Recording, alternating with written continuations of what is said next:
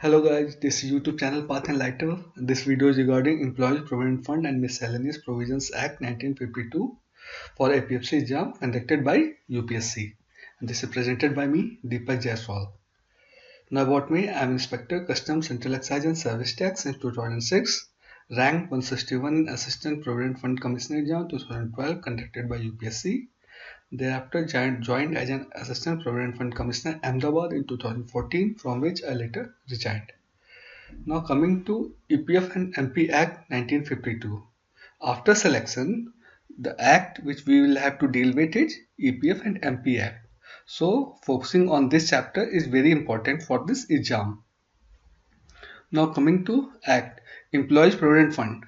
It is one of the main platforms of savings in India, implemented by EPFO of India, which comes under Ministry of Labour and Employment. It is an autonomous body. Now this is savings for private employees. Now it is mandatory as well as tax qualified, means you get tax rebate on this, and a defined contribution, which means a contribution has been defined for such some percentage. Equal contribution at the specified rate is made by the employer and the employee, and the same is payable in lump sum on in retirement and in some other cases. Now basically three schemes are run by EPFO. First is Provident Fund scheme, second is pension scheme, and third is insurance scheme. It is one of the largest social security organizations in the world. Now coming to the three schemes. First scheme is Employees Provident Fund Scheme 1952. It is a contributory provident fund. Second is Employee Deposit Linked Insurance Scheme 1976, EDLIS. It is an insurance cover to the members of the Provident Fund. And third is Employees Pension Scheme 1995. This scheme was earlier known as Employees Family Pension Scheme 1971. It offers pensionary benefits to the employees or family members. Now this act is applicable in whole India except state of Jammu and Kashmir. This is because of Article 370. Now it acts applies mandatorily to employing 20 or more persons and 5 or more in case of cinema theaters. This means it is mandatory if you are having more than 20 employees, and for employees less than 20 it is an optional. Now modernization program is being run by EPFO since June 2001, naming Reinventing EPF India. Under this scheme, unique identification number has been issued to the EPF subscribers. A social security number, 12-digit social security number allotted to employee who is contributing to EPF. And similar other things like issuing of business numbers to the employers. Third is business process re-engineering. These are modernization program being run by EPFO. Now coming to the contributions. Provident fund contribution is recovered at 12% of wages from employee. 12% of wages from employee.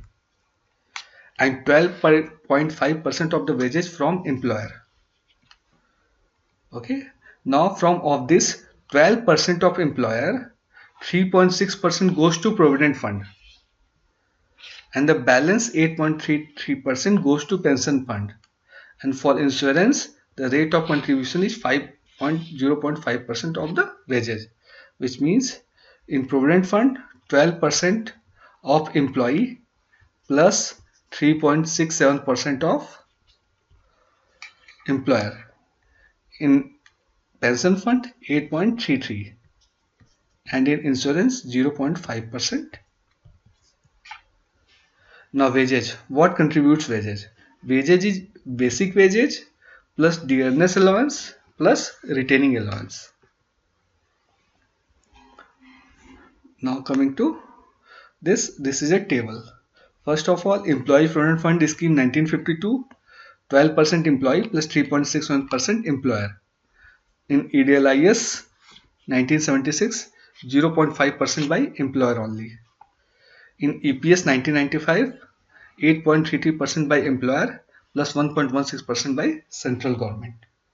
These three schemes are run by EPFO. Now, EPF interest rate of India is decided by central government with the consultation of Central Board of Trustees. This is the body which governs EPFO. Now, interest rate at present for financial year 2014-15 is 8.75%.